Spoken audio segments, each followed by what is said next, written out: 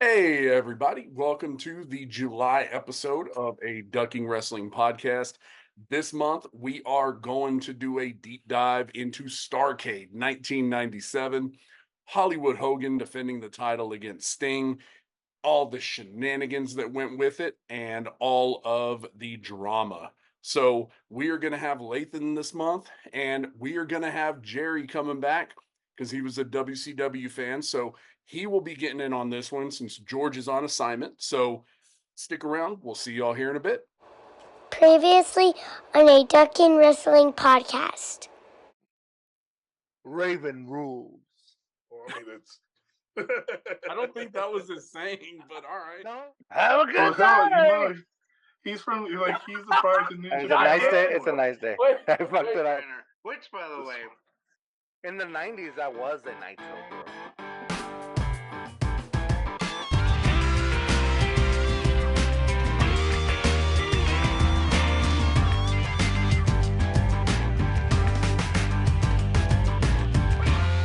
Coming into his name year 4 now. God damn it, right off the bat. Hey, everybody. Welcome to the July episode of a Ducking Wrestling podcast. You got Daddy here rocking the day. You can just call me Stein if he was Southern. No, nothing. Stain. Fuck it. I thought it was funny. Down here at the power bottom position that George usually occupies, we got that Encyclopedia Blacktanica, that Chocolate Thunder from over yonder, Lathan. And then we've got a special guest sitting in with us. We got Jerry, a.k.a. Nalgas Puladas. Kids, go Google that on your parents' computer to find out what that means. Fellas, it's July. Happy 4th of July. What is up? happy 4th. How y'all doing? Thanks for having me. Oh, I appreciate it. Always a good time. Hell yeah.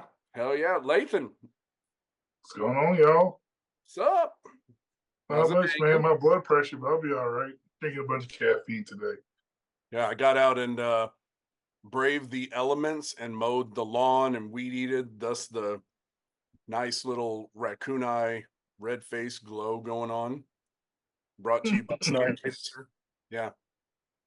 So Y'all have the nerve to call me colored.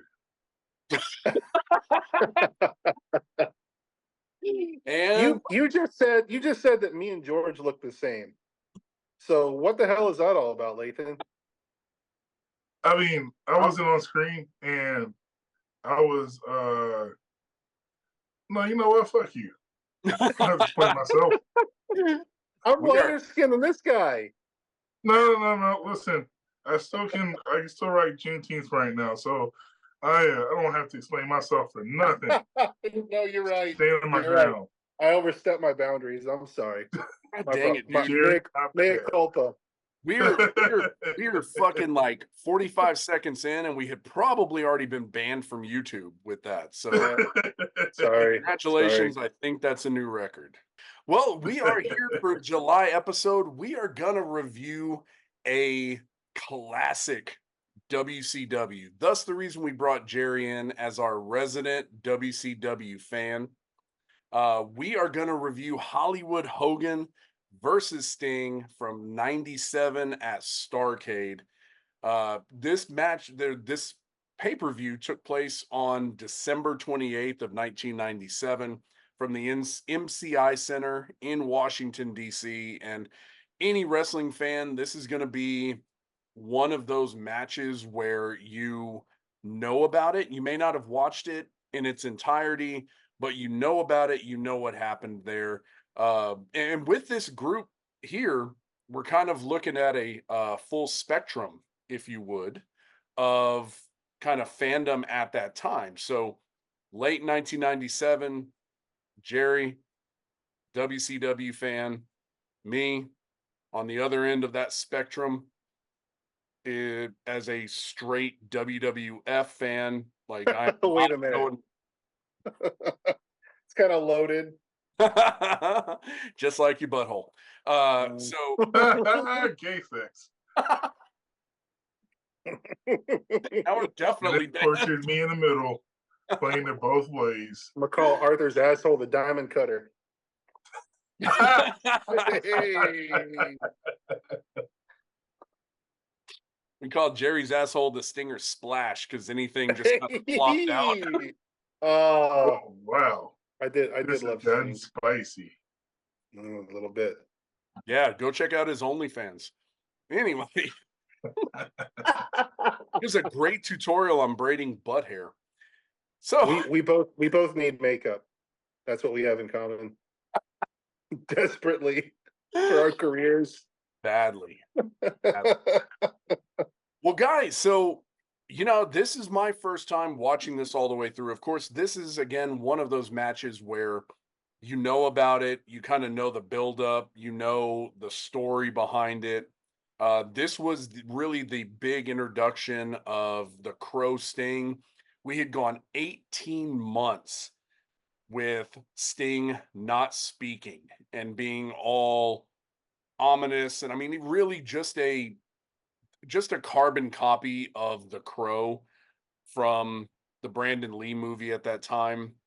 And it worked, man. I mean, there's not a whole lot of characters in pro wrestling or in any kind of entertainment industry that can have such a 180 when it comes to your character. I mean, you're talking 2 years prior to that, Sting has bleach blonde hair, a fucking rat tail, and he's rocking like multicolored outfits and looking like Yeah. the ultimate warrior out there. So we're Jerry, we kind of quick, talking point on it, man. I remember when we were kids, you were a big Sting fan. Uh Yeah, man. I mean, I don't know, man, the charisma, like the whole like the him with Lex Luthor was just like I don't know, they had like this swagger to them, man. Like it was great watching them. And then I mean, who didn't love the Crow? You know what I mean? Like the whole the shift from what was it, the Dudes with Attitudes era, right? Isn't that what they were called? I Sounds didn't familiar. WCW, so I don't remember, but yeah, Lex Luger, not Luther. Did I say Lex Luthor? You did? Because I'm like, well, what the fuck? They were out there just fighting Sorry. Superman. Jesus Christ, my bad. Lex Luger. I think they were called the Dudes with Attitudes. And then like that whole shift into like the Crow was just like I don't know. Of course you don't expect anything. Like I think the writing was pretty cool. I don't know. I was just always a big Sting fan. What about you, Latham? Were you a Sting fan, or were you kind of man on? Uh, at that time, like I was kind of in the middle. It was fun to watch it from both perspectives. Like they did a really good job building. Like every time, the best part about Nitros most of the time at that era was like Sting came down. It was like clearing house as they were going off the air, and so it always left you guessing, like, oh, what's going on, or what's going to happen. So you knew how to kind of hook you in to make you come back to watch next week. Um, but I was still more of an NWO guy this whole time. Like, this is what it is. I like the black and white. That's where it was at. But yeah, no, it's like if you're NWO, you're NWO for life, baby. Nice. All right. So Yeah. Well, yeah, and then the whole Bret Hart thing coming into it, they kind of threw a nice little twist into it for some fun's sake. But we'll get into that Yeah, later. yeah, for you're sure. right. For sure. But before we get too far into it, we'll give our quick shout out to Cowboy Revolution Apparel, the official hat of a ducking wrestling podcast. Go check out our social media pages. We have the code on there to get 15% off hats, shirts. They've got really cool merch on there. I think my favorite one, I got this one just because I like the color scheme on it, but I'm getting ready to get another one that's camo and it just says cowboy hat. Like, all right, that's pretty funny. This is my cowboy hat. So go check them out, guys. They make really quality stuff. And then for July, rocking the 1927 replica Yankees jersey. So keeping up that trend of rocking a different jersey every month, and I just bought a new jersey. So we're just gonna keep rolling, baby. We ain't gonna repeat here. All right, so let's get a little bit into some of the stuff leading up to this match. So we know we've got an 18-month period here where they are building Sting from turning into the Crow character, which, if I remember correctly, they had started kind of transitioning him, but he was still wearing like his makeup style, but it was like white with black on it. Am I remembering that? Yeah, I think so. Yeah, Like, I think it was like sloppy. Like, it just kind of looked like white streaks going down his face or something. If I don't know if I'm misremembering or not, but it looked just like half-assed when he like walked out the first time. I was like, it I looked kind of like see what they're the going, Crow. right? Like, it was just like these black pencils lines that were Yeah, drawn like down the middle of his eyes. It's kind of weird, but like yeah, he figured it out. Yeah. yeah. So Or they did, whatever, whoever did, someone did. Saying he figured it out is like the understatement of the day on that one. Like, that's a character. This is 1997, and we're Yeah. in 2020. So what are we? Is it 27 years? Are we 17 years? Yes, 27 years. God dang, 27 I'm years. like, I don't yeah. do math well. No, we learned that on the last episode. We're trying to figure out. It's like, okay, well, how long has Kerry Von Erich been wrestling? And we figured out it was about 6 years. And Lathan goes, yeah, like 16 years. And I was like, Mm-mm. That's Close enough. 15, Art. That's 15. Fucking so asshole. so yeah, you think, we're 27 years later, and he really, other than a couple of little changes in there, has pretty much never gone back to the Surfer Sting style.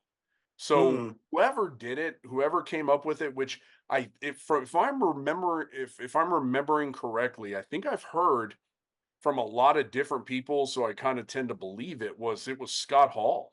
That's what I heard. I Yeah, heard that it was like in the locker room or something. Like, it was yeah, just kind of like, hey, wouldn't it be cool if you blah blah blah? And then it just kind of happened. yeah. Yeah.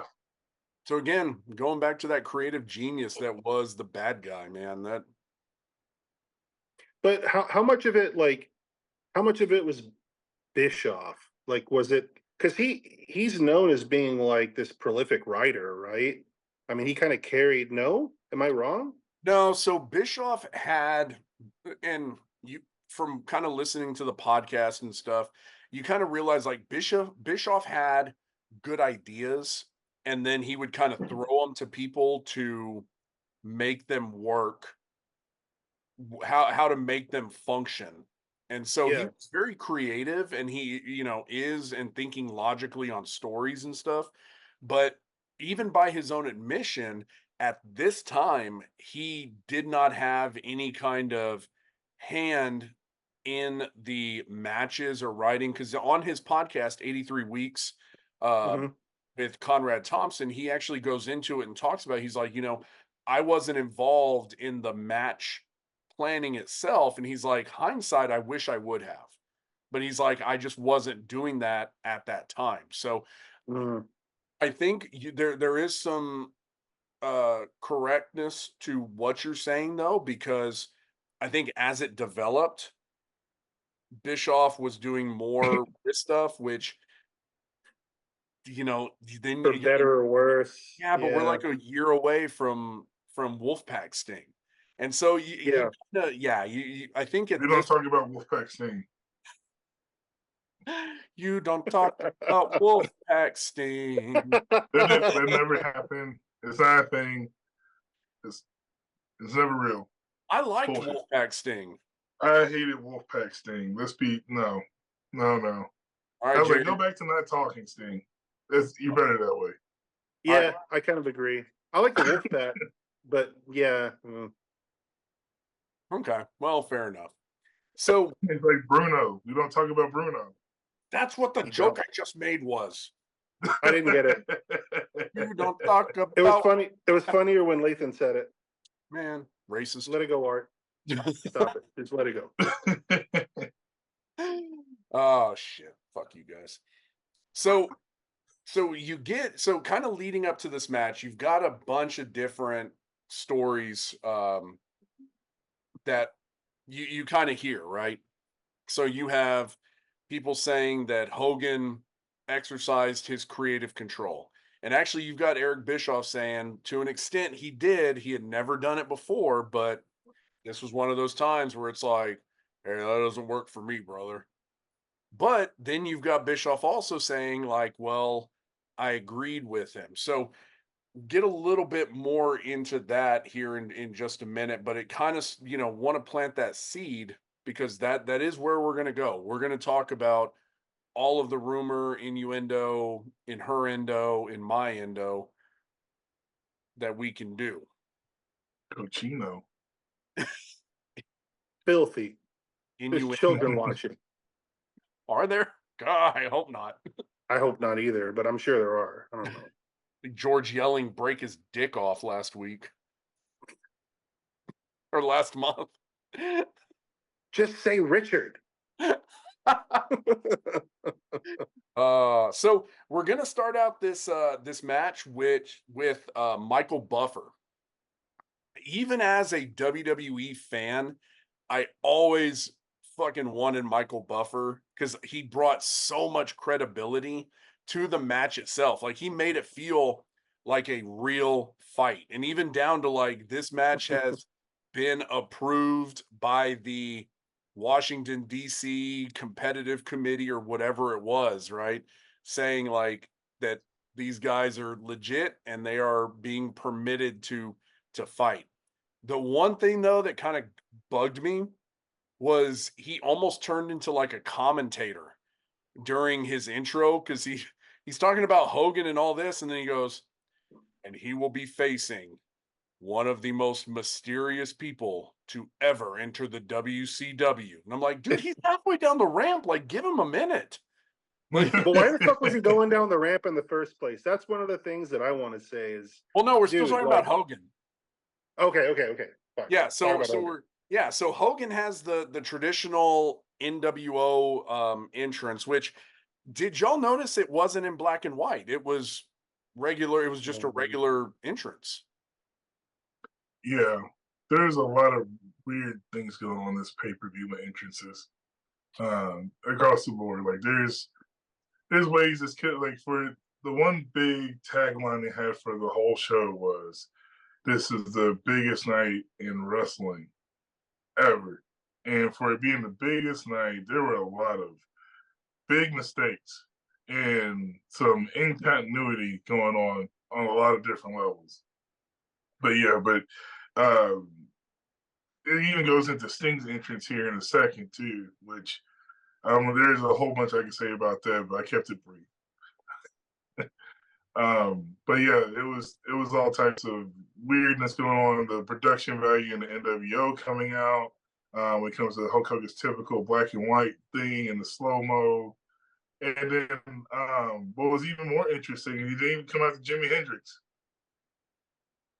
He came out to just regular NWO music.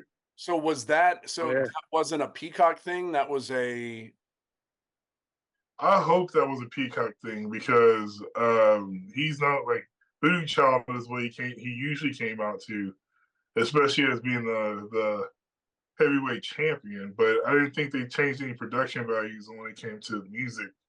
yeah, I think on this show, I don't think. yeah, I think they did. I think they've removed all of Hogan using Voodoo Child. And because in the WWE matches that are on Peacock, he has Real American, even though like at that time he was using Voodoo Child, like when he won the Undisputed title. So I think that's a Peacock thing, just because they don't have the, they're not going to go out and pay for the licensing for Voodoo Child for a 27-year-old pay-per-view that's just sitting in the archives essentially on Peacock, Yeah, I guess. Still be nice though. It would be. Oh, it'd be awesome to have all of the like original entrance musics and stuff for people to come out to and all that. Hell yeah, that would be awesome. But I don't blame them for it because what's going to happen if they go out and buy the licensing for this? They throw it on a bunch of shit. They're going to raise prices. So I'm Oh well, yeah. I was kind of thinking about it now because I was listening to DDP's entrance earlier, and it wasn't his Nirvana variation either. Okay, that makes more sense. Hmm. yeah. Still stupid, but makes sense. So Jerry, like rewatching this, man? I mean, kind of bringing back those nostalgia memories. I mean, were you? I know Sting. I know Sting was your guy, but like Hogan, were Yeah. you ever a Hogan fan or anything? I was never like a big Hogan fan. I kind of felt like, I don't know, 1997, I was 12, and I don't know, I kind of watched this and I felt disappointed, obviously, because of how it all went down. And like I don't want to like spoil too much, but I was disappointed. Like, well, I'm sure we'll get into the outcome later, but also like just the irony of how everything went down. Like when I'm like reprocessing everything, like the apocalyptic theme that Sting embodied was almost validated by this match. Oh, I'll get into that. I'll get into that. But like it's ironic in a lot of ways the way that the match ended, and it was Sting that had a hand, maybe inadvertently, in bringing down the entire company. That's what I took away from it. I don't know. that's Like, interesting. Yeah, because I do want to get into all that because I know we're all going to have a lot to say after we get done with the match itself because there's so much to dive into here to just talk about what the speculating what thought processes were in this because on 83 weeks with Eric Bischoff, he mentions he's talking about it and he even says like Sting has never discussed what was going on with him. He's like, I know what was going on with him. He and I talked about it, but he's never yeah, openly discussed it. So it's not my place to bring it out now. So he had stuff going on. We'll leave it at that. So the speculation is what we're going to dive into here at the end to try to figure out kind of pick it apart and figure out I essentially for lack of a better term what the fuck yeah, like that right. that was kind of the whole premise of the thing. So Hogan Right. gets in the ring, Hogan's there, and then we end up with this weird ass fucking laser show for Sting. Like I felt I was watching it and I'm like the kids talking in the background I thought was cool, but it was like it dragged on way too fucking long. Like they could have cut that thing like halfway through and it would have been fine. But then you've got this laser show like you're sitting at fucking Six Flags Fiesta, Texas, watching them show it on the side of that mountain while they do the fireworks. Like cheap, really kind of mediocre product that really wasn't needed. And the fake ass thunder sound effect, like you couldn't really get like some real sounding thunder at this point. Like you're WCW, you're the number one at that time Right. wrestling company in the world, and you couldn't get some more realistic thunder sounds like it, and then and then this will be the last thing, and then I'll let y'all go and kind of go off of that. But so you had the thing with the kids and the music playing, and then the kids they go, this is Sting. And it's like, okay, that's kind of cool. And then you have about 3 seconds of music, and then the music just restarts from the beginning, but with no kids talking. It's like, well, that kind of ruins the whole thing. Like that they just hit like replay and like cut out the kids shit. Like it was that music and the intro and stuff, I get where they were going with it, but man, it fell way short of being as impressive as I think it could have been. Oh hell, the pyros. It was the pyro for me. The like a multi-million-dollar company. You have an unlimited amount of money you can put into a production for a show. The first time he actually comes to the ring, for a match, and he has pyro that looks like something that I did in the 4th of July in my backyard when I was 12. Like, just like shove some Roman candles down the ground, and maybe one may go off without it knocking over, and a bunch of sparklers. But yeah, it was like the video, the laser light thing was kind of weird. Then the kids talking and the kids not being there, and I'm like, all right, well, fuck them kids. They don't need to be here anyways. And like it was a lot going on, and like it kind of gave you kind of a foreshadowing hint of how everything was going to play out afterwards. It was like it wasn't it. It just came off bad. And then the one big takeaway that I noticed from this was the last year and a half, he's been coming down from the scaffolding. Thank you. Why is he walking out to the ring all of a sudden? Thank you. Thank you. That's exactly what I was gonna say. Thank you so much. Yeah. I was like, I don't get it. Like we don't have money for pyro. We barely have money for good music. We can't like I thought the budget would have been at least drained to make sure he can come down from the rafters again. But no. I don't know. He just walks on out casually. You could have made it so much more crow-like, so much creepier. You could have cut the pyrotechnics.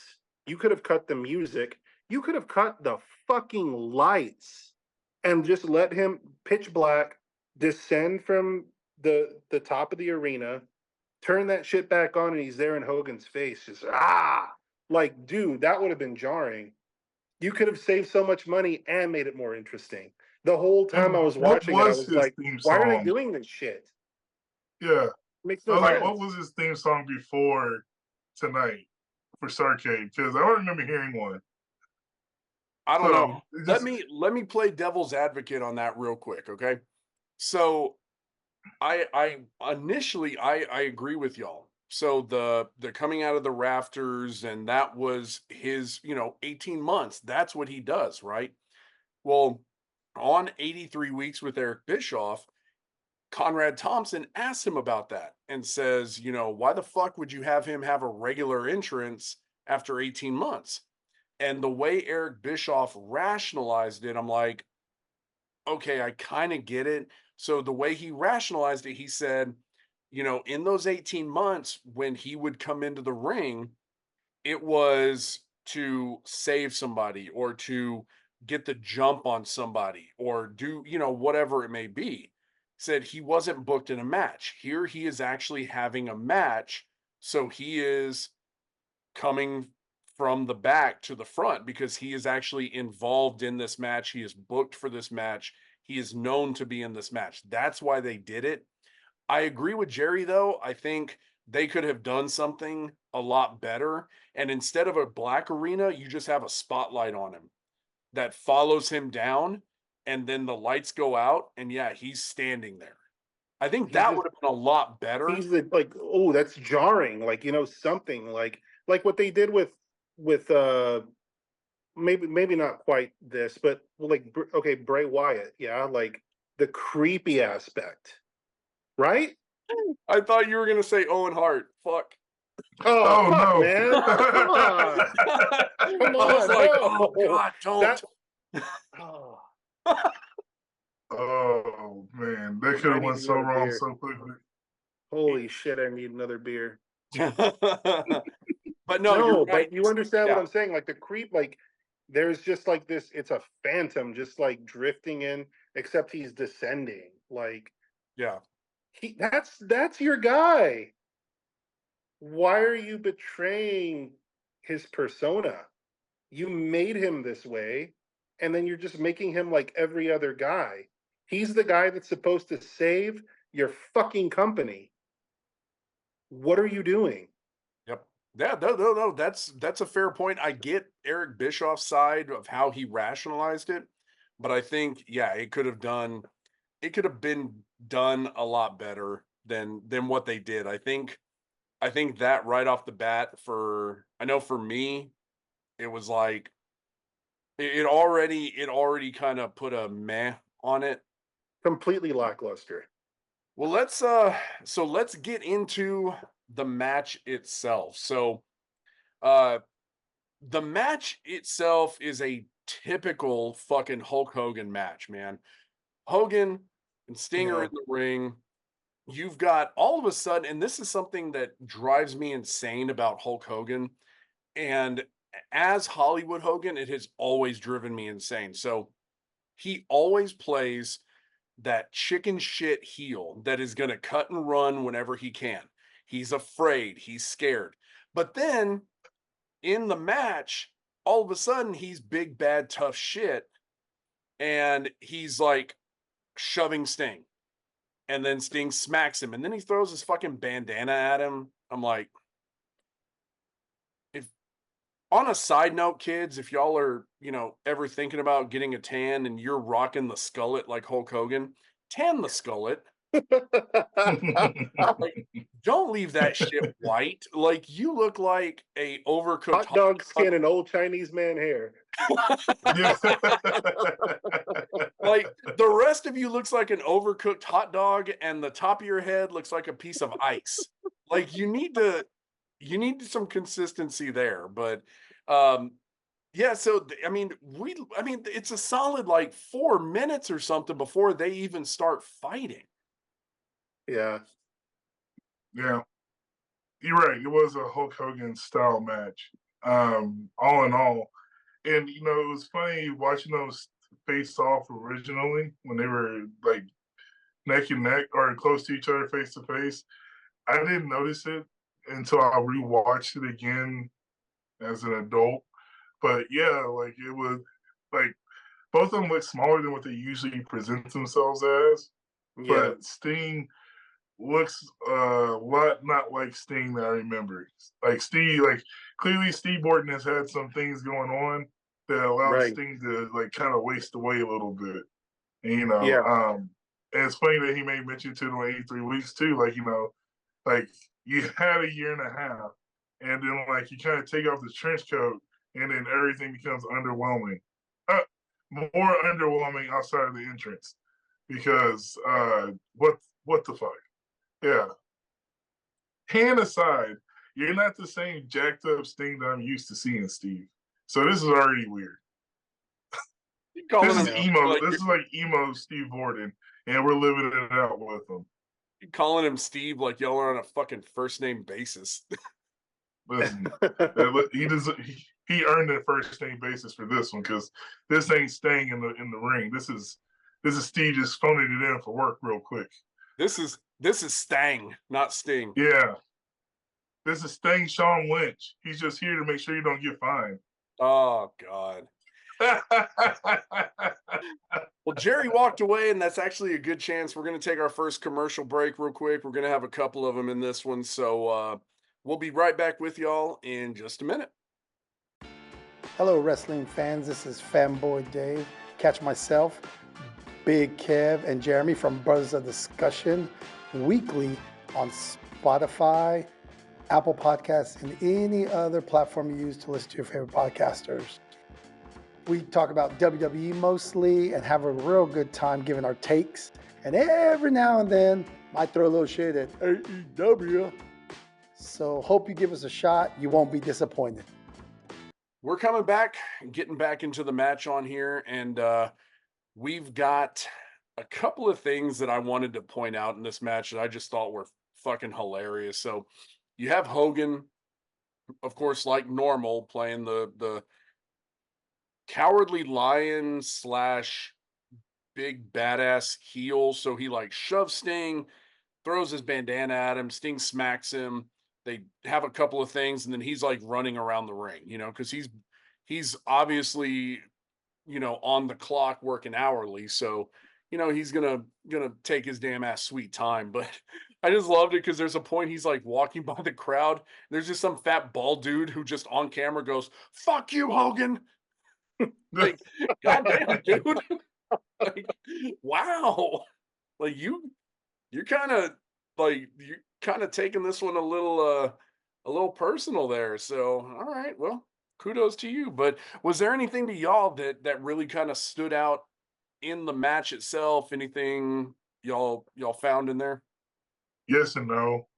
It was the joy I found in it. The funniest part about it was just going back and reminding myself how like quickly WCW knew how to write themselves into a terrible finish because it was good until it started, and this was the climax that we got to. Dude, like the funniest part about it was the ending in itself, and the dust up that became, and a bunch of he said she said at this particular point in time. But during the match, like it was just about everything in this match was kind of off. What threw me off the most was probably Sting like being mute the whole time. Yeah. If you ever like, if you truly listen, like he didn't like respond to anything. Like he didn't emote no sound, no ramble ding dongs, none of that. Like, give me some kind of sound effect. That shit kind of hurts. But like there was a second where I was having to check, like I was listening to it through my headphones, and I was like, "Is my thing on the right way? Or, like, am I missing something?" Yeah. But then I realized it after I watched it again. I was like, "Oh, it's just Sting no selling and selling at the same time." So, Yeah. but like that was the bigger takeaway that kind of took me out of the moment too. Like, and for what it was worth, I know they say that Sting was going through a lot at this time on a personal level, but like, dude, you gotta come to work. You gotta do better. Yeah, Um, like yeah, it's the biggest night in wrestling ever. I swear to God, if I had a shot, like there should be a drinking game for every time they mention that this was the biggest night in wrestling. And by the time I would have got to this point in the show, I would have been drunk. yeah. That's Not the thing. because I'm a lightweight when it comes to drinking anymore, just because he said it so many times. Yeah, and that's actually I hadn't even thought about that, but there was a moment when I was watching the match, and like not only was he not making sounds when he was getting hit, but he wasn't his facial expressions Yeah. weren't changing. Like it was like he was wearing a fucking mask the whole time because he'd get hit and he'd be like, Yeah. I wonder how much of that was him just acting poorly and how much of that was him going through shit and he just couldn't be himself. Like I really want to know what was going through his head, and I don't know that we'll ever know that.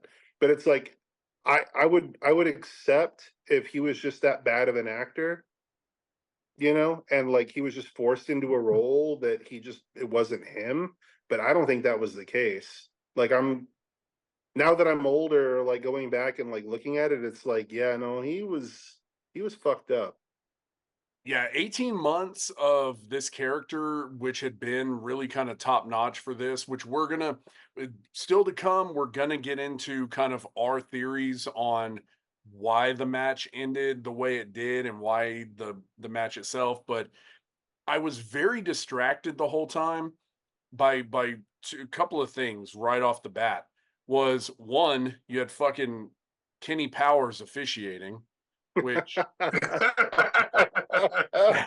every time I see Nick Patrick with that fucking mullet, I'm like, God damn it, Danny McBride, Kenny Powers. Like, But that is a beautiful fucking moment. God, that got me. The other thing too, again, every WCW pay-per-view match we've discussed has the same fucking issue with it, whether it's 1998, 1997, 99, 2000, whenever the fuck it is.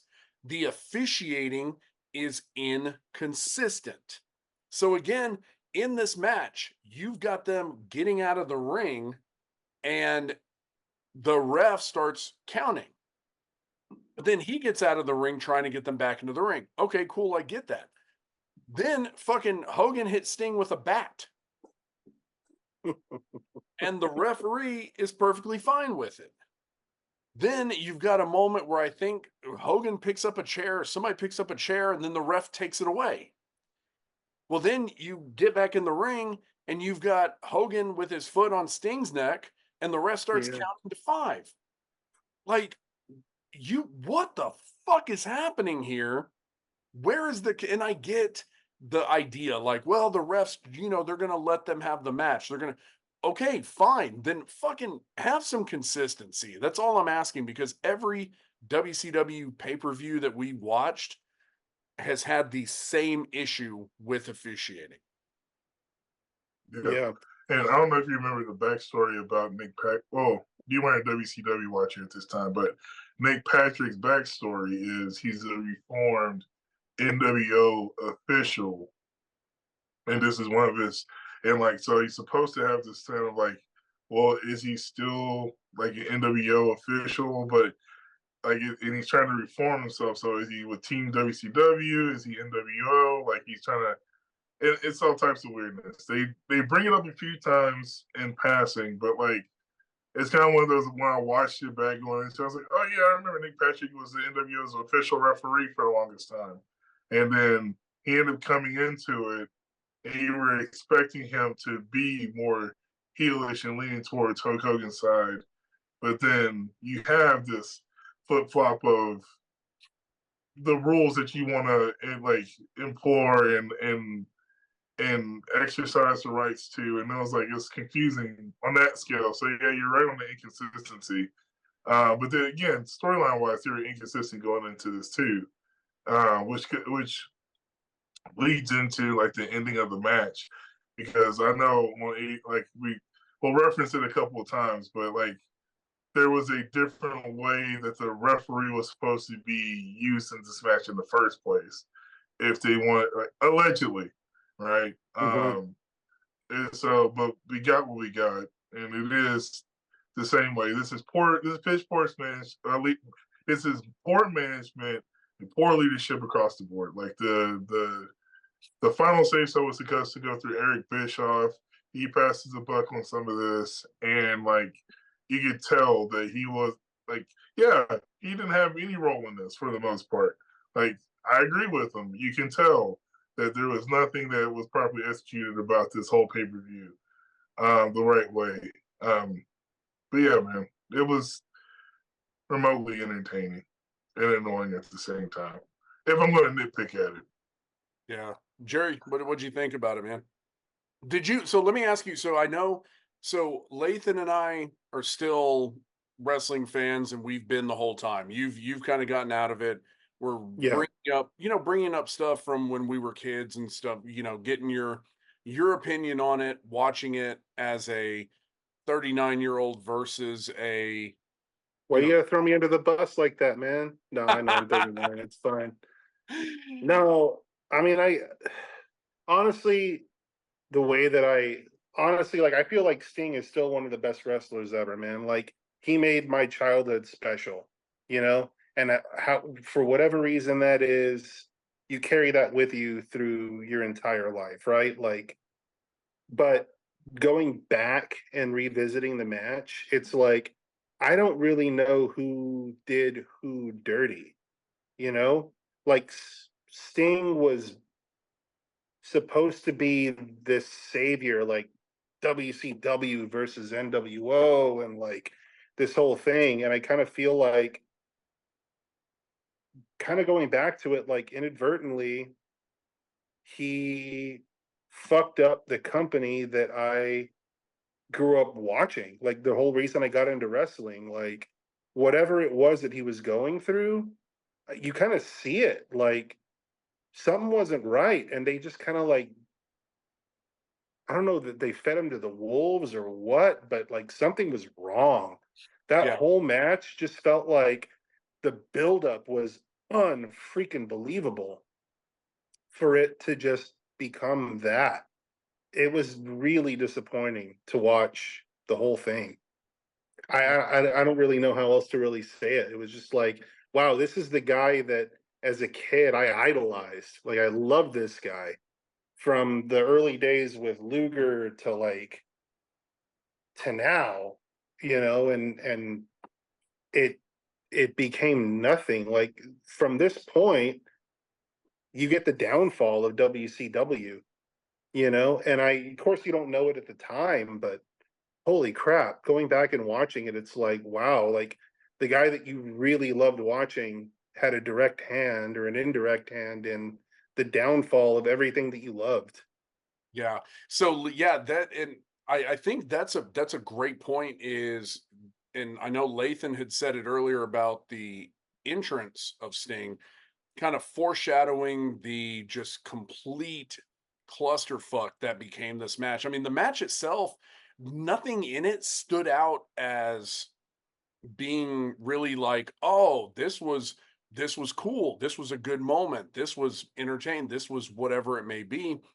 The inconsistency of the rules in the match, the way stuff went down, um, and then too, you've got Nick Patrick, the ref, getting all up in Hogan's ass a couple of times about like following the rules, but then Hogan hits Sting with a bat and he doesn't do shit. And maybe it was all over the fucking board, man. But so we'll go ahead and we're going to talk the finish and then go from there. So you have the pin, Hogan pin Sting. You've got Nick Patrick who swings in there and gives the 1, 2, 3, and nobody knew what the fuck happened. I mean, you can tell the announcers are like, "Oh, he got the pin. Yeah. He got it. Oh, okay, he got it." And then you've got, uh, all of a sudden out of fucking nowhere, goddamn Bret Hart coming in, Yeah. and here's what we're gonna have to do. We're gonna talk a little bit. We're gonna talk the finish of the match. Then we're gonna take our last commercial so that we can regroup and try to get our fucking thoughts together because this whole thing from this point to the end is so goddamn convoluted with shit that I mean it's not a simple like he got the pin, it was a fast count, which is what it should have been. The story behind this was that Nick Patrick was supposed to do a fast count showing his allegiance to the NWO. Bret Hart, who we're a month off of the Montreal screw job, I guess has some PTSD with his new company and runs in is like, not again. And restarts the match because I guess now he's the referee in this match too, because he was the ref in the Larry Zbyszko Eric Bischoff match. So now he's a ref in this match. He is supposed to restart the match, Sting get the win, and then the jubilation begins, right? Well, Nick Patrick doesn't do a fast count. He does a regular count. Nobody knows what the fuck is happening. Bret comes in with his PTSD bullshit about, Vince and Shawn, restarts the match, and the NWO comes in. Bret Hart, and this is something that I didn't understand, right? So Bret restarts the match because he's like, nope, we're gonna make this fair. Then the NWO comes in, Sting fights them off. Bret just stands there like he doesn't give a shit. Like Yes. all of a sudden, it doesn't matter if it's fair or not anymore. And then he gets the 1, 2, 3. Sting is the champ, and we have the jubilation. But and then I'm gonna let y'all go from here. This looked more like Bret Hart screwing Hogan and looking like the bad guy than it did anything else in this match. It just made Bret Hart look like an asshole after Hogan just won clean with no help from the NWO. Then it makes Yeah. Bret Right. look like an asshole. Yeah. Right. All right, Or can I ask you a question, man? Always, baby. you go first, Jerry. Thanks. I'm just curious, man. Like if the quick count would have gone the way it did and the match would have ended the way that it was designed to be ended, do you think that the demise of the WCW would have been staved off, or do you think it would have prolonged the inevitable? Because I kind of feel like this was the company being put out of its misery in a way. Like I feel like this was just kind of the way things were supposed to go. Like this was a prophetic moment. Yeah. You know what I mean? Yeah. I think I think if they had done it the correct way, if they had, Like it already felt like I was being driven into the ground. Like, you know? yeah, I think if they had done it correctly, the story would have made more sense instead of them having to kind of scramble to make it make sense. But I mean, in reality, though, we're still 3.5 years away from WCW going under. So they've still, and they're at this point, I believe they're still on the ratings top, and they continue for another good while Yeah. going into '98. But But they flail away. So it's like, would it have just been another couple of years? Because like with everything leading up to this point, like the shitty entrance and like the incredible buildup to just like what we got, even if that moment, because a lot of fans blame the ref, right? Like that's like kind of the crux of the argument is, oh, like if he just would have done things the right way, then all of this somehow would have been okay. I don't see it that way. Like the whole match just seemed like a limp dick compared to what it should have been, right? You built it up to what it should have been, a match for the freaking ages. And to this point, it Yeah. hasn't. So would this have really saved it? I don't know that I can blame the ref. I think you can blame the ref for the moment for, looking at it instead of putting it on a micro versus macro level, right? You look at this match itself, and I think you can put that blame on the ref, which we will get more into once once we kind of get done discussing the actual match itself.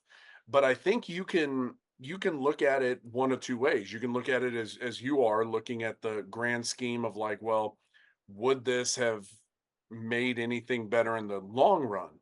Probably not. I mean, because going off of this, in '98, you have a massive downturn for WCW. Going into Yeah. '99, it gets worse. 2000 is even worse, leading up to March of 21 or 2001 when they go under.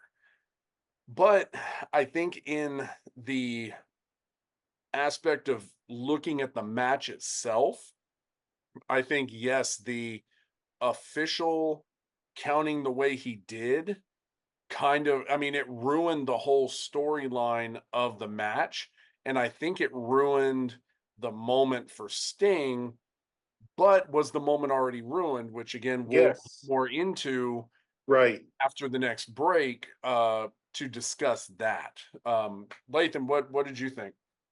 No, this was like this historically. So No, fuck you, I'm Yeah, leaving. yeah, I love no. Jerry's full of shit. I mean, there's not much.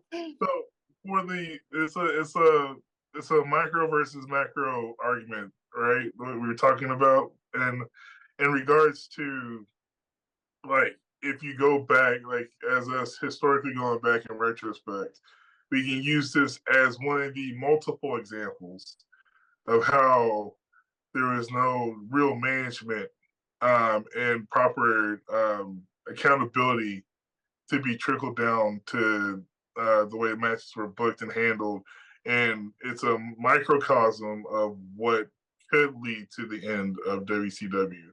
They are still riding high, like historically in this time, where they still are knocking out the park on every Monday night and stuff like that. And they just opened up. Oh, they were about to start doing Thursday Thunder leading into the new year, but that's where like the other stuff comes to play in the background of mismanagement of money and finances and these egos being stroked through these contracts and creative control, and I'll work Monday but I don't really have to work Thursday type of things happening. And then like the company just starts hemorrhaging money at that time as the years go on, trying to fulfill these big egotistical contracts that they put out um, in themselves. And we could do a whole deep dive on the demise of WCW and who is all responsible for killing it, because there's many people that definitely are like responsible. Um, in some way, shape, or form. But yeah, but like when it came to this match in itself, like yeah, like it doesn't speak for the whole company as in the whole in a nutshell, but it does speak to a big area opportunity they could have had to prolong some of their success later on. Yeah. Especially if like Eric Bischoff like got his head out of his ass and not try to become such an on-screen persona and allowed the proper build of characters and just finish the fucking storyline the right way. Like that's their biggest thing is like we can get you there. We like put the tip in. We go balls deep with a like good storyline is great, and then like we just blow it at the end, Yeah. and everybody's left disappointed, upset, and like wanting more. Preach. Yeah, and then we come back the night after and try to make up for it, but it just doesn't have the same effect, which is one of the things they probably do more often than not, where they mess up something in the pay per view on one of the bigger pay per views. They're like, oh man, we fucked up, but we'll have a ratings hike because we'll replay it or rematch it in some way, shape, and form on Monday Nitro the next time. And it's stupid. Stupid. Yeah. Yeah, I did. Last thing I'm going to kind of say about the match itself and the celebration after, which I don't know if y'all caught it. Sting says something. Mamacita. Yeah, I was like, Sting said something into the camera in Spanish, and the announcers are like, "Was that Spanish?" I know, but I didn't get enough of what he said to get the whole thing about what be able to translate it. But I did like I did like when he jumps up on the giant and the giant just stands there and holds him like he's a fucking toddler. He's got his hands under his ass with Sting's legs around him. Oh my goodness. It was so bad. So bad. And then fucking Hacksaw Jim Duggan in a tuxedo in the corner with his goddamn American flag. Why America, are you in a baby. tux? Because America. Why not? I like to party. God dang it. Well, with that, guys, we're going to take our last commercial break, and then we're going to come back and we're going to dive into kind of what our understanding and thoughts and what we've heard about why this match ended and came through the way it did. So bear with us. We're going to be back in just a minute to finish this bitch out. Welcome back. Welcome back. Welcome to Too Hard, Too Fast. Too hard, too fast. Too hard, too fast. Too hard, too fast. Welcome to Too Hard, Too Fast. Welcome back. Too hard, too fast. Where we go off the rails and George has to worry about it. So here we go. Find Too Hard, Too Fast podcast on Apple, Spotify, and YouTube. Welcome back, everybody. Thank you to Too Hard, Too Fast for putting a commercial on this episode, even though you're fucking not here, asshole. Anyway, Jerry, we're glad to have you. We really are. Glad to be here. Awesome. So the last thing we're going to talk about with the actual match itself is you have the big celebration at the end with Sting and everybody, reclaiming the world title back to WCW. But as I'm going through and like looking at people and taking aside people like fucking Hacksaw Jim Duggan and stuff like that, like how many of those guys within the next year are going to be in the NWO? Half the roster, I'm sure. I mean, you see Luger, Luger's on his way. Yeah, that's what this is somewhat part of the time where like it started to become like a NWO A team and a B team type of leverage and between the segments, and it just kind of started to fall off the rails. Like with the faction in itself, they could have just stuck. Like if they just stuck to like maybe 7 to 8 key members that were all ironically old WWF performers that just came over during that time, it would have been perfect. Yeah. But it just, you could tell it fell off the rails. They meant for it to go somewhere else, and it went the wrong way. Let's do this before we get into all of the shenanigans of the match itself, of what we've heard. On a scale of 1 to 5, Jerry, is what we do. Let's go ahead and rate the match. Not looking at it, well, you got to kind of look at it from you now, but I mean, overall, one scale of 1 to 5, including decimals in there. What do you rate this match? 1 being the worst. Yeah. 1.5. Okay, defend that. I would say just it was the death of WCW, man. Like that was it at this point. Like that, the writing was on the wall. Like I just don't know how else to put it. Like from start to finish, and really at the start of it should have just been why would you let the guy walk down the aisle like that? Like it just makes no sense. The whole thing was fucked from start to finish. I didn't like any of it. There was no part of it that I enjoyed. Like the buildup was so significant to get that. Yeah. I don't know, 1.5. I'll give it a 1.5. And that might be generous. Well, let's see, Lathan. What'd you rate it, man? I gave it a 1.85. I almost gave it a 2. To be honest with you. What? But Okay, then all right, you gotta defend that one, man, because that's I almost gave it a 2 for a nostalgic effect, because like I remember 12-year-old me rewatching or listening to the replay and kind of enjoying it, and then not really getting the visual, and then going back and watching it now. Like I remember, I tried to get this as a Christmas present, as for one of my Christmas presents, and then watching it back recently, getting ready for this podcast recording, I would think the 12-year-old me probably would have got his ass beat for making my mom waste $39.99 on the way that this pay-per-view ended. Just on the principle of how terrible that this match ended. And so I was like, okay, 2 sounds cool. But then I was like, wait, no, there's an ass whooping involved in here. 1.85. So like it was dreadfully enough of a match that like knowing like how entertaining the next night kind of went and how they tried to like rectify this, I'll give them some leeway. It wasn't the best match on the show, but it wasn't the worst either. It was the no, you know what? I take all that back. 1.35. No, yeah. What the fuck? You know what? Sorry. 0.5 then. Fuck it. I'll double down.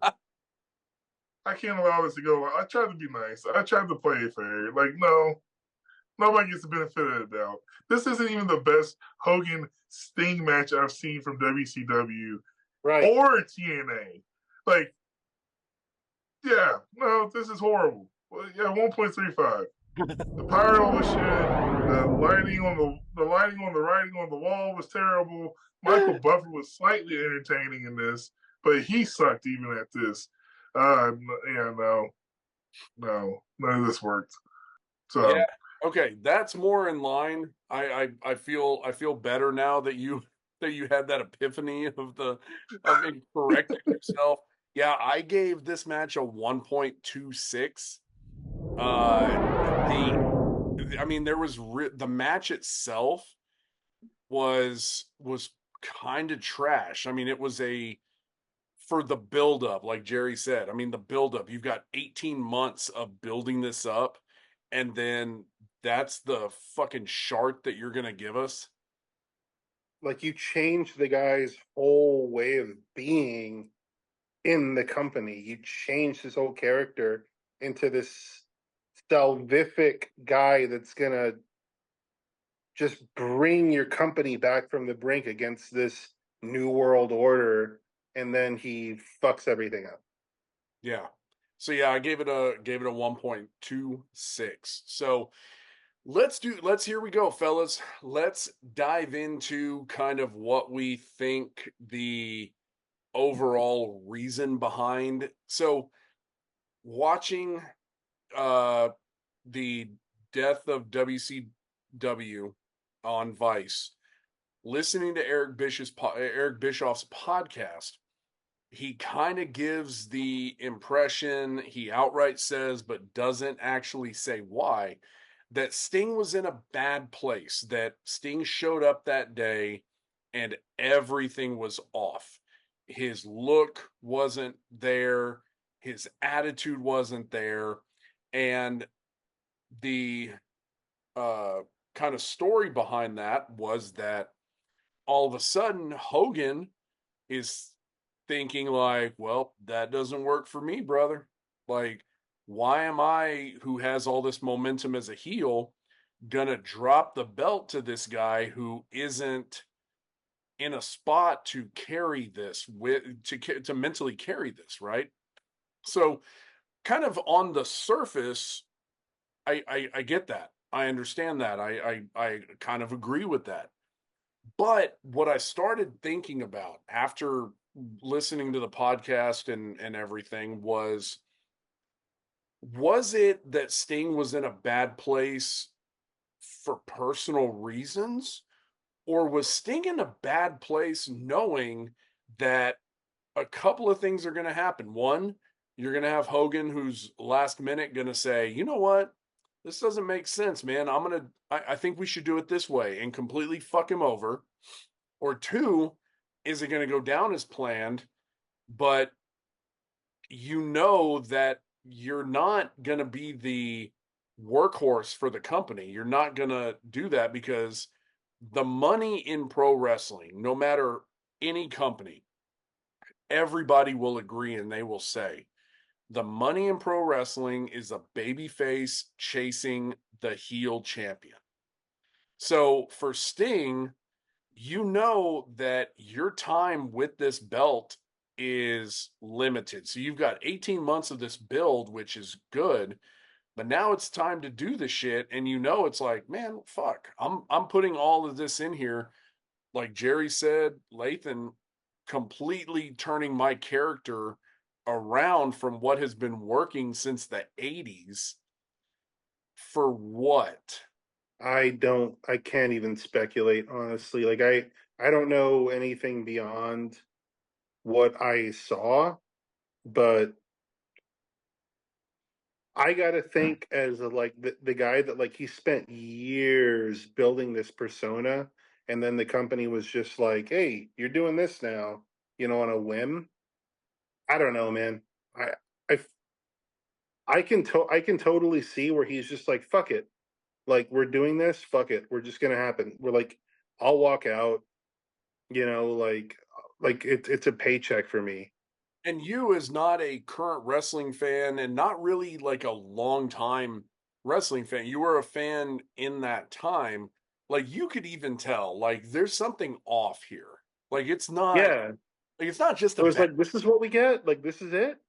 yeah, You it's know? not just a bad match between two guys who, their chemistry was off that night. Like there was something wrong here, right? Yeah, for sure. But I'm not sure how to place it. I really don't know.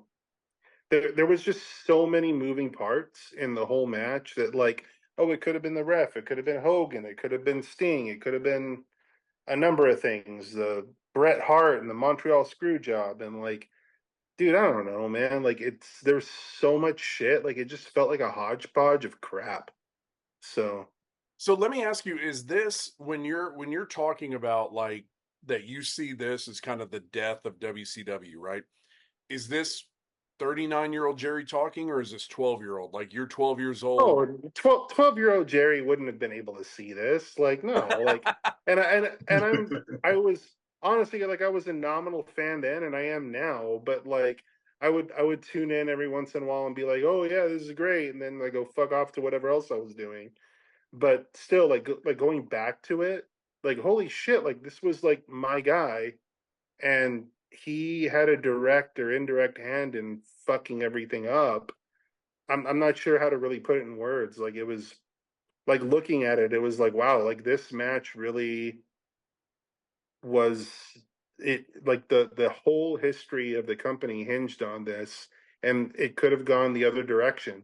All of it could have gone the other direction if things just would have fallen into place. Not everything necessarily, but if a few things would have fallen into place, maybe you would think like, there'd be a shifting of the tide, but everything just seemed to go wrong from the beginning. From the beginning of that night. Again, not the buildup. The buildup was so great, but yeah, it was really bad. The whole thing was really bad. It was a lot of nostalgic going back and listening to the podcast on this one, and giving everybody. So I found a clip where like Nick Patrick did an interview with Chris Van Vliet and kind of gave his side, and there's a couple other snips I found that I'm like, well, at this point, between everything that happened visually and what everybody's talking about behind the scenes, I kind of almost believe everybody. And there's pieces of everybody's explanation of what happened during the day that has like enough hint of truthiness to it that it's valid. Like, okay, so everybody agrees, even Sting, he was in the best headspace at this time on a personal level. Like, from what it sounds like, and this is just me speculating with some rumor and innuendo, he was going through a divorce. Things weren't great at home. You got this 1 year, this 18-month build of being completely mute on screen, just kind of showing up and maybe doing something, maybe not. But you're only there to be seen on the spotlight at the worst, and at best, you got some 6-minute ring time at the end of the show somewhere between all the NWO stuff going on. And then, like, Nick Patrick referenced this as, like, he was told 2 different finishes to the match. He was told what the match was supposed to finish as from one boss, and then he got told by the actual boss what the finish was supposed to be. And that was good old politicking Terry. So politicking Terry. So he has Jerry, come out and Hulk Hogan's real name is Terry Bollea. So right. Oh, okay. For context, yeah. So old politicking Terry told Nick halfway through and this is where everything kind of merges together, right? And so from 83 weeks, even like Eric Bischoff's like, we saw Sting. He came to when he came to the arena that day, he didn't look like the Sting we expected Sting to look like to get this over with.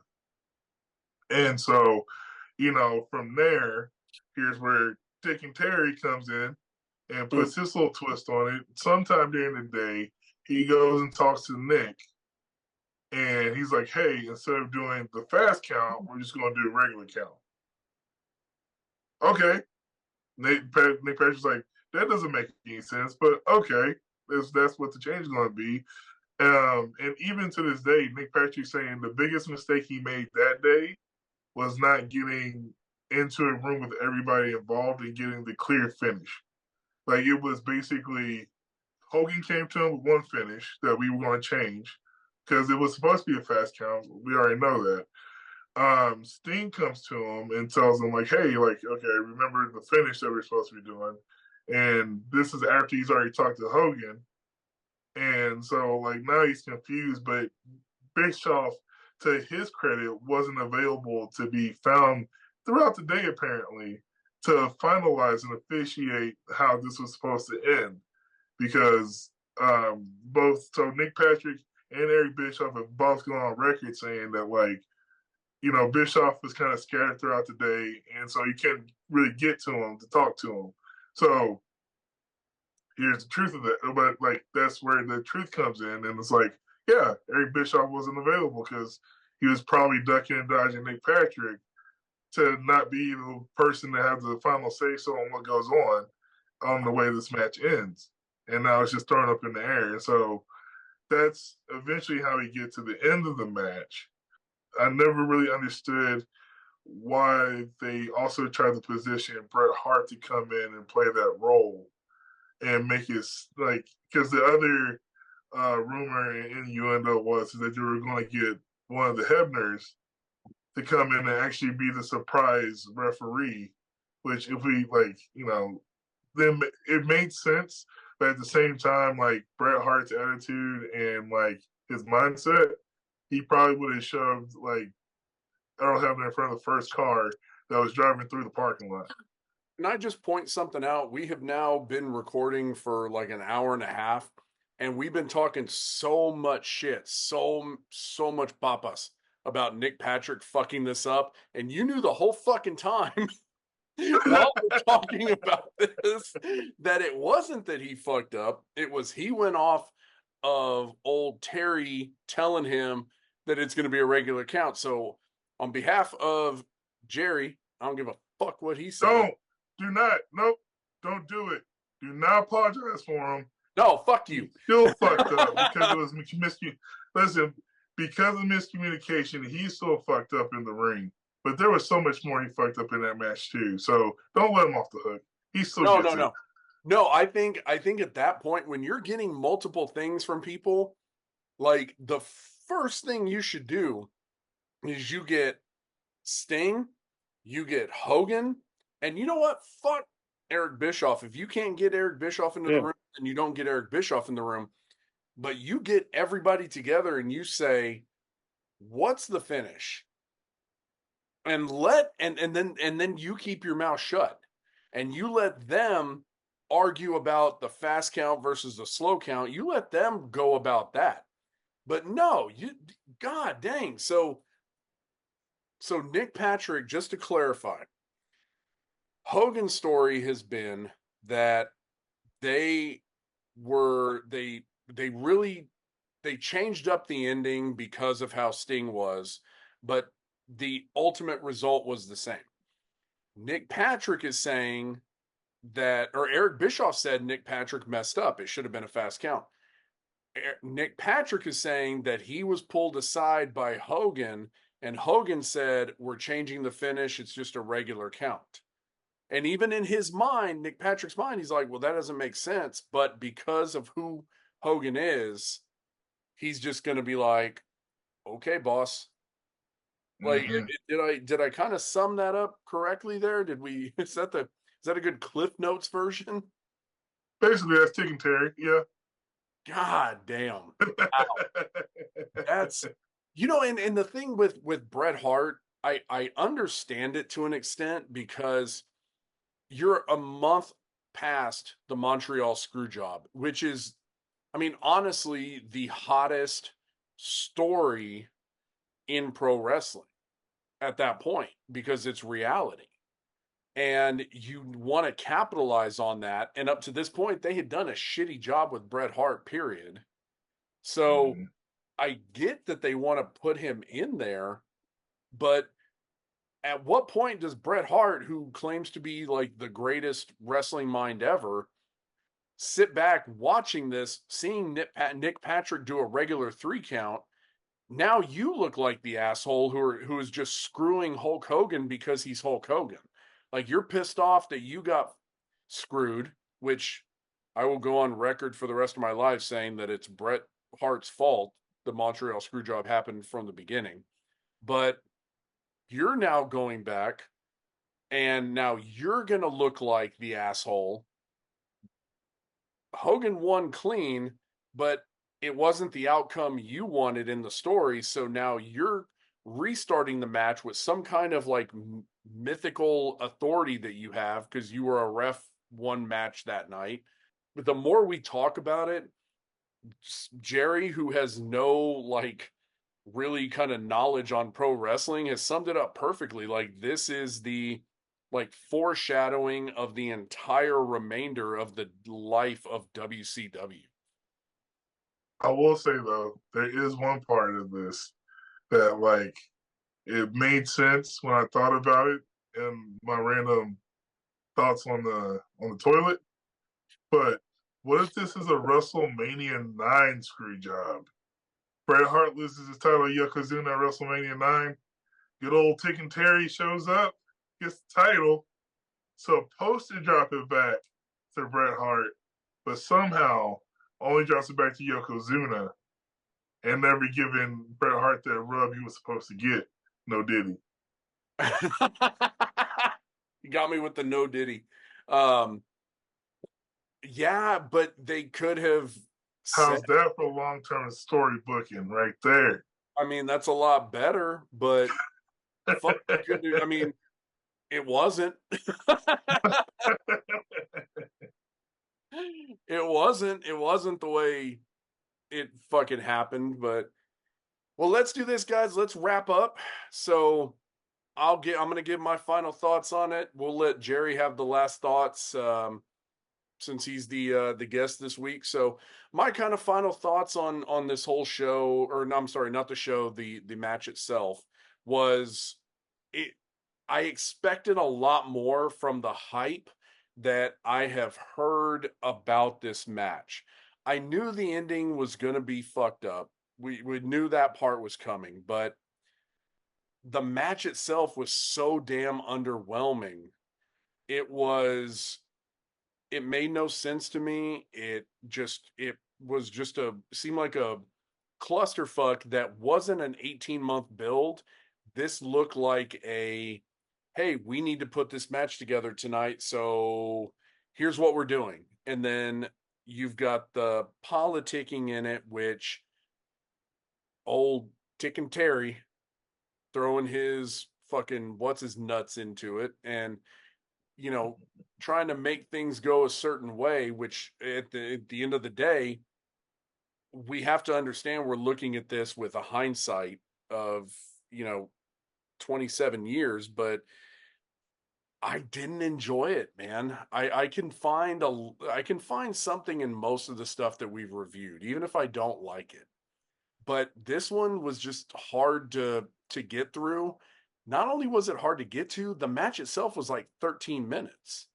This is your main event of your biggest show of the year, and you're going 13 minutes with a fucked up ending that restarts the match. Yeah. You know what? Doesn't work for me, brother. Lathan, final thoughts, man. Man, it was a disappointing night to be a WCW fan, and it was a terrible night to end the year that way. I went back and watched the whole pay per view again, and there's so many things. And it just like the night started good, and it just ended as bad as it was supposed to end. Given everything else that came ahead of it, like not the best moment to be a WCW fan, and like literally looking back at it, I'm like, how did this end up becoming what the ratings booster was for so long? Um, you know, so it's just a wet blanket of a match, so to speak. It's a wet blanket of a ending to a storyline, and but like knowing what's going to come after this, like the next 2 to 3 meetings between them, it gets a little bit better, but still, they're like at that time, like Eric Bischoff said, they're making up for messing up. And so I give them credit for understanding, like they messed up the way the finish was supposed to be, and Eric Bischoff to a certain extent apologetic for it. But yeah, this everything about this was kind of weird and crazy situation. Um, Not my favorite moment to go highlight, but it is a moment nonetheless. Um, Terrible, terrible Terry, terrible Tick and Terry fucked it up for everybody. Merry Christmas. Terrible Tick and Terry. Yeah. Look, speaking of terrible Jerry's, Hey, All right, man. Final thoughts. What you got? I mean the whole thing for me is just pretty bad. Like from the entrance to the way it ended, like the whole thing was pretty bad. But I think the one thing I'm like trying to put like a positive slant on it. It's like you're an apocalyptic guy. Like this is the like you're this like this dude that's like ending everything. Like like you're this demon, and you ended the company. So good job. I'm a dude playing a dude. This guy's just another dude. Ate him up. Well, we're going to go ahead and call it on that one, guys. Thank you, everybody, for listening, for watching. Our stuff is getting bigger. Finding everybody. We appreciate y'all. Go check out Instagram, TikTok, Facebook for our August episode.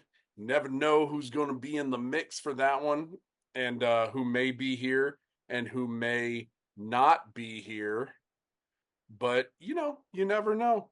But again, thank y'all so much. Jerry, love you, brother. Thank you so much for filling in for the other brown guy on the episode. Lathan, love you, man. Always a good time. Last thing, go check out Cowboy Revolution Apparel. Find them online. Get our code. Save you some money. And we'll see y'all in August, man. Y'all stay cool out there and have a great rest of your summer.